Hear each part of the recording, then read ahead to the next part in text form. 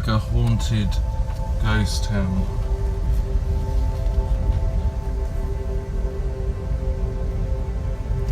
Well, everyone, welcome to Gomorrah. Tonight we're just going to take a little drive through here and show you the remnants of what once was a vibrant town, which is described in the Bible, but was destroyed by God's judgment with burning sulfur from the sky came down. And you know, you may have once thought this might be just a fairy story, but this is really quite real, and the evidence is still here. And I hope that helps to show you that these accounts in the Bible are very true, and you can literally walk up and touch it. This is not really a tourist spot, no one really knows it's here, so I think it's important to show you tonight. Just look at this, the sides of these structures you can still see clearly.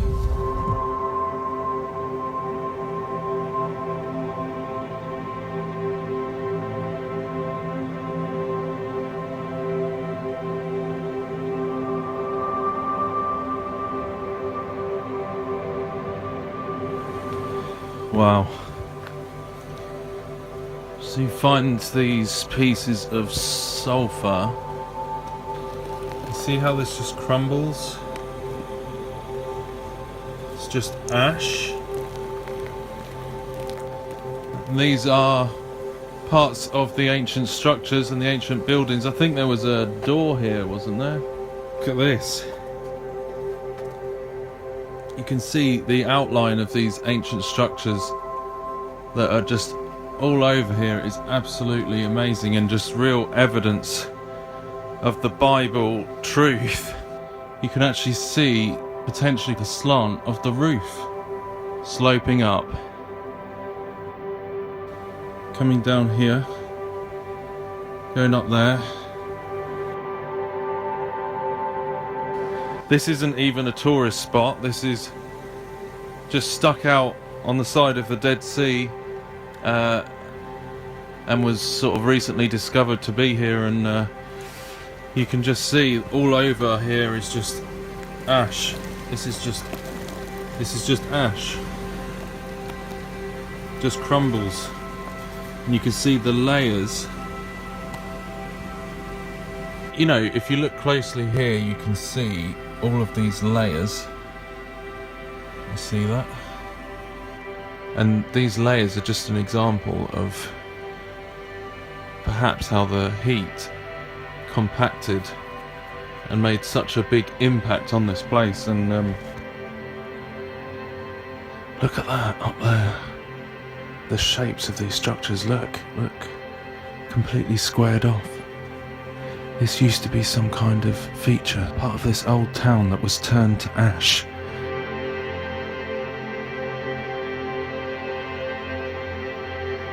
I'm going to try and find the sulfur which is embedded in these structures in the shape of hailstone, and it's brimstone, just like the Bible says, brimstone that rained down from the sky and destroyed this place. If you put your foot through, your foot will go straight through those. The floor is all spongy, yet you can see that it is part of the old city that we're told was destroyed in the Bible. It is all accurate. And, you know, walking around here, I'm reminded of these false forms of Christianity wherein we're told that God does not judge sin, and we can see evidence right in front of us here of God's righteous judgment, His power, His might, His glory, that this place was utterly destroyed by fire raining down from heaven. See, of course, the swirling in the rock, which would have been caused by the intense heat.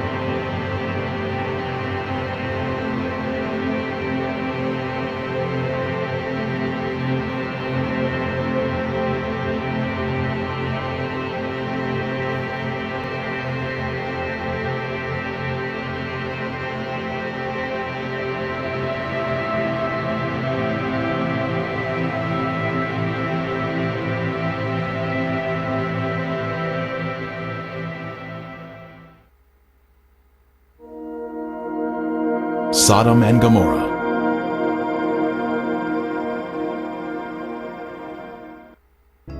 When the morning dawned, the angels urged Lot to hurry, saying, "Arise, take your wife and your 2 daughters, who are here, lest you be consumed in the punishment of the city." Lot, his wife and daughters, all fled from the terrible destruction of Sodom.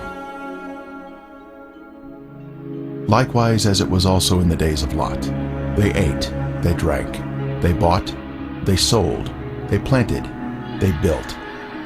But on the day that Lot went out of Sodom, it rained fire and brimstone from heaven and destroyed them all. Wicked men were punished by the Lord in a divine judgment of fire. The intense heat consumed the wicked cities and their inhabitants.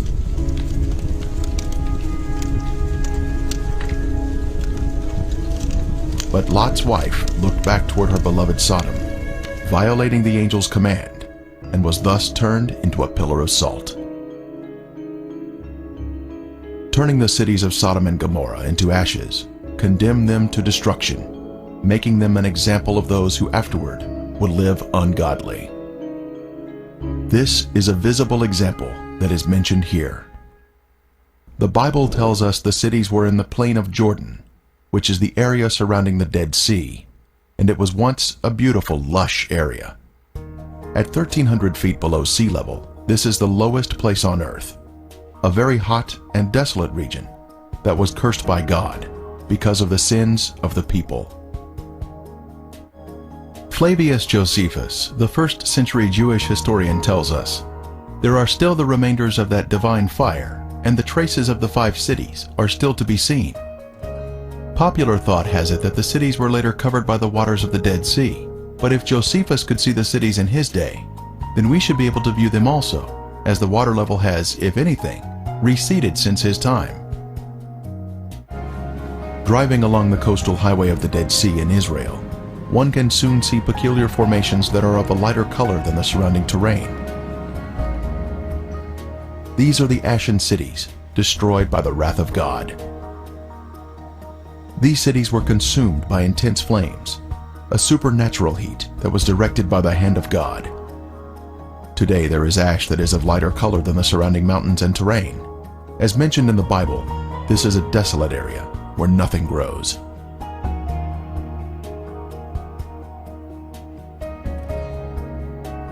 Inspecting the formations closely, one can see structures containing man-made elements, such as 90-degree angles. Even though the buildings were consumed by the fire, the remaining ash in these cities is comprised of a heavier material due to the inclusion of brimstone or sulfur, and still retains some of the original shapes of man-made structures. This stunning structure stands out as a singular formation with 4 sides, surrounded by a deep moat.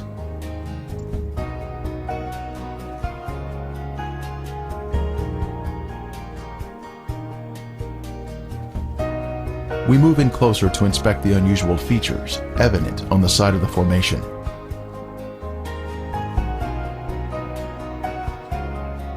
On the side of the structure, this swirling pattern is different from any type of sedimentary rock or soil that would normally contain horizontal, even layers.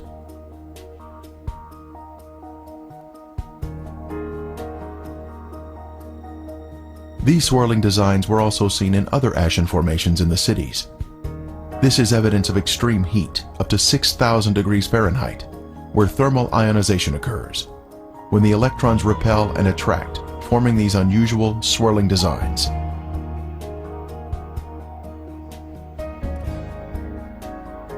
In Lot's day, this area was a swirling cauldron of death and destruction, rained down from the Lord in heaven.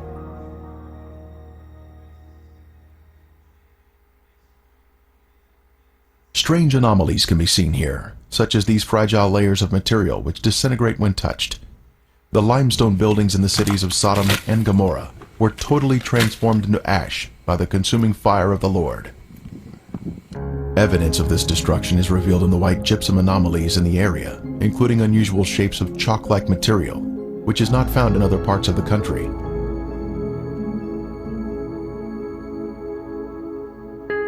Even layers of white and gray material can also be seen, comprising gypsum and ash.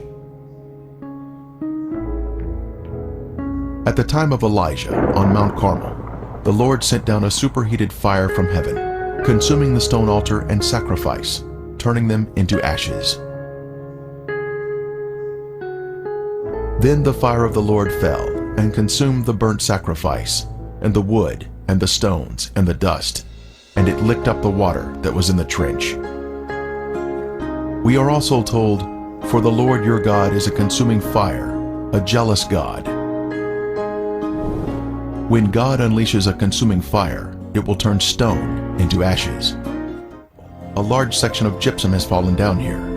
It clearly exhibits the alternating layers of white ash that is calcium sulfate, gray ash that is calcium carbonate.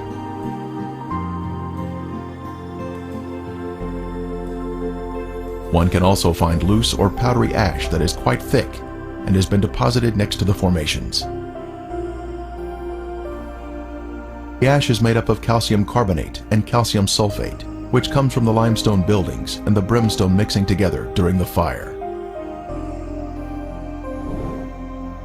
In the formations themselves, some material can be gently raked off the surface with the slightest touch.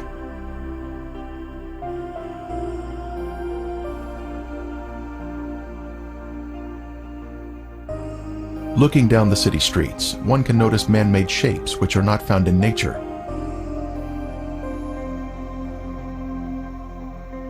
Here we see a building with square sides or 90-degree angles.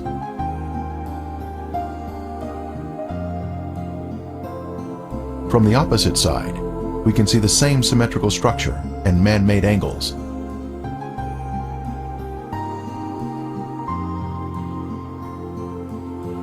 We can see the remains of walls that extended outward at 90-degree angles from the main structure.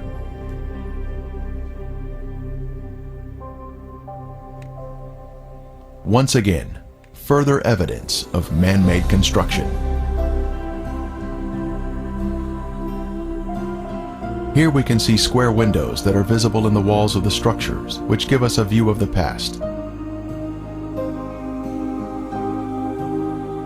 Scanning the city for signs of prior habitation, we can see in the foreground a tower of cylindrical design, positioned at the edge of the city. The remains have suffered greatly during 3,500 years of wind and rain erosion. Even still, there is the appearance here of streets and man-made structures.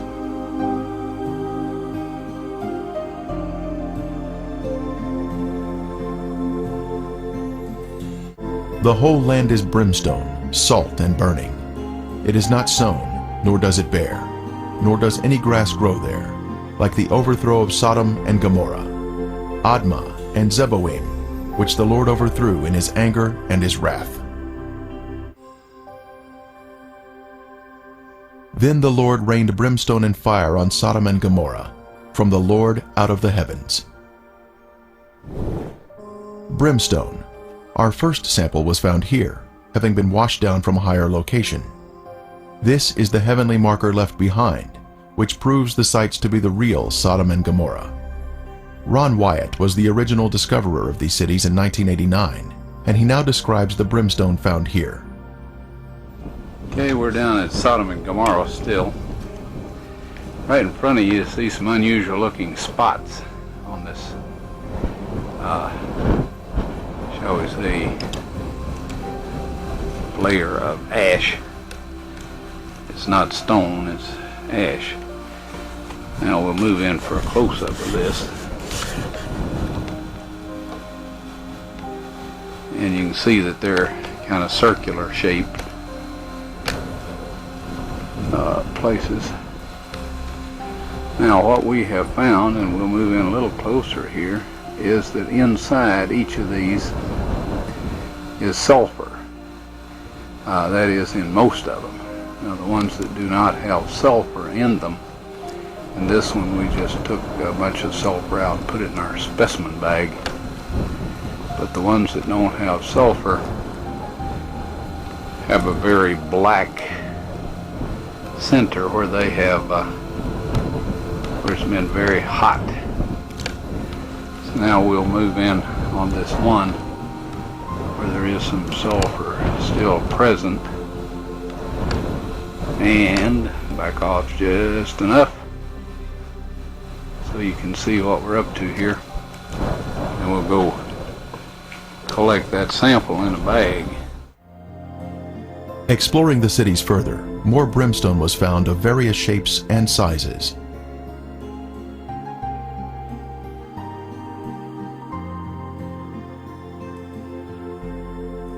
Several samples had been washed down to areas below and were added to our growing collection.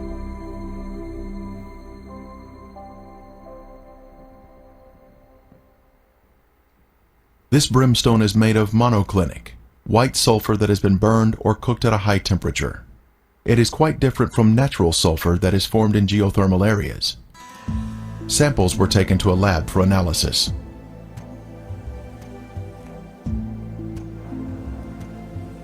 Each specimen was carefully separated and prepared for testing, with the outer portion cast aside.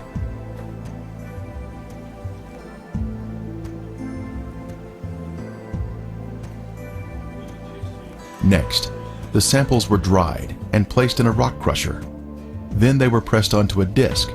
Then they were loaded into a machine for the semi-quantitative X-ray analysis. Each sample was individually transported into the testing chamber for analysis. The results proved to be quite amazing.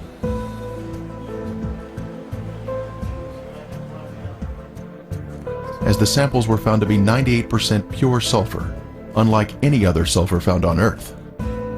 This pure, cooked sulfur is the heavenly marker that was left behind to show the world that the Lord, without a doubt, destroyed these sinful cities at His command.